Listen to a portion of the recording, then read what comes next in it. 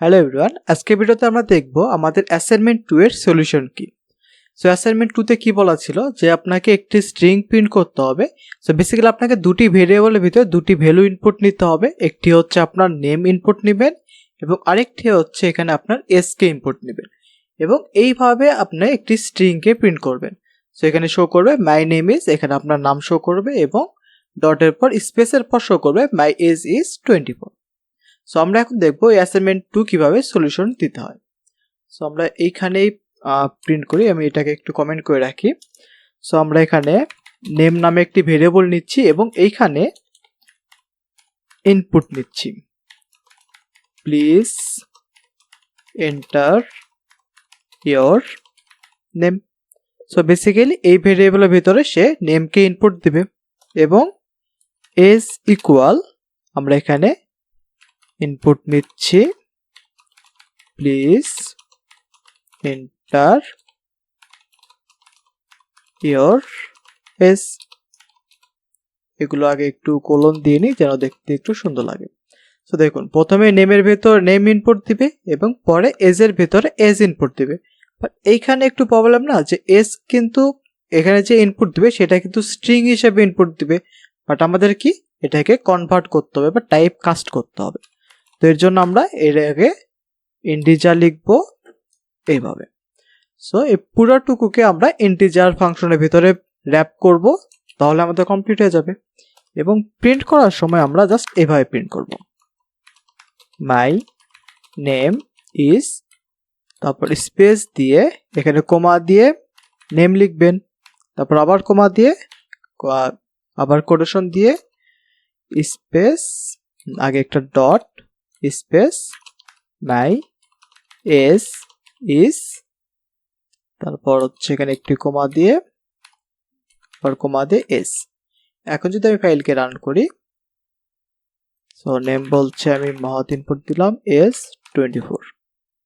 ওকে, দেখুন আমাদের কিন্তু সেম আউটপুট শো করছে, বাট এইখানে মনে হচ্ছে আমাদের স্পেস বেশি নিয়েছে। সো আমরা এই স্পেসগুলো কেটে দিই। এখন রান করলে মহৎ আর এস 24, এই যে এক্স্যাক্টলি সেম ভাবে প্রিন্ট করছে। সো এইখানে একটু প্রবলেম হচ্ছে, আমরা এই ডটকে আমাদের এখানে নিয়ে আসতে হবে। আচ্ছা, আপাতত এইভাবে রাখি। সো আমাদের মহৎ এবং এস 24 প্রিন্ট করছে।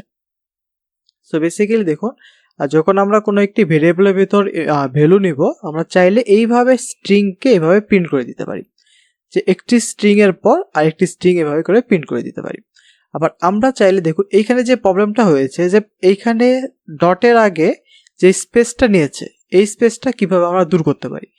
এইখানে যখন আমরা এভাবে কোমা দিয়ে কোনো কিছু ভেরিয়েবলটা আমরা ইনজেক্ট করছি, তখন এখানে বাই ডিফল্ট ভাবে একটি স্পেস নিয়ে নিচ্ছে। এরও একটি সলিউশন আছে।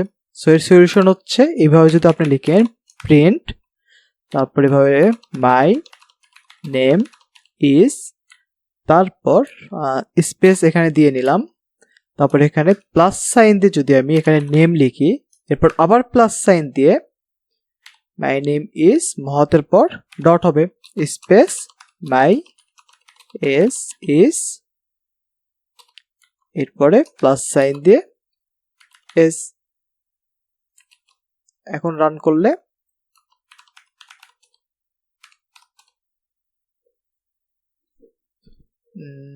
এইখানে একটু প্রবলেম শো করছে। সো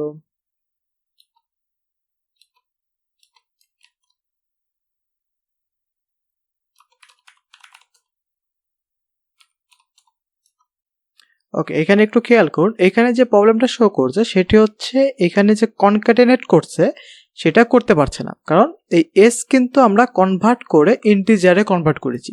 সো বেসিক্যালি প্লাসের মাধ্যমে আমরা স্ট্রিংকে কনক্যাটেনেট করি বা যোগ করি। সো এখানে আমরা প্লাস দিয়ে দিয়ে সবগুলো যোগ করছি, বাট এইখানে কিন্তু এটাকে সে কনভার্ট করতে পারছে না। সো আমরা জাস্ট এখানে যদি একটি কোমা দিয়ে দিই, তাহলে আশা করি আমাদের প্রবলেমের সলিউশনটি হয়ে যাবে। এস 24, দেখুন আমাদের সেম ভাবে কিন্তু প্রিন্ট করছে my name is Mahat comma dot তারপর space my age is 24। So আপনি দুটি উপায়ে করতে পারেন, একটি হচ্ছে কমা দিয়ে এবং আরেকটি হচ্ছে প্লাস দিয়ে। যদি আপনি সবগুলো স্ট্রিং থাকে তাহলে প্লাস দিয়ে ইজিলি করতে পারবেন, আর যদি মাঝখানে ইন্টিজার থাকে তাহলে সেখানে যদি কমা ব্যবহার করেন তাহলে তারপরে সেই ভ্যালুটা প্রিন্ট করবে। সো এইভাবে আপনি চাইলে যে কোনো দুটি ভেরিয়েবলের ভিতরে ভ্যালু নিয়ে বা আরও বেশি ভেরিয়েবলের ভিতরে ভ্যালু নিয়ে একটি সিঙ্গেল লাইনের ভিতরে সেটিকে প্রিন্ট করে দিতে পারেন। সো আজকে ভিডিও ছিল এই পর্যন্ত, দেখাবে পরের ভিডিওতে। ধন্যবাদ।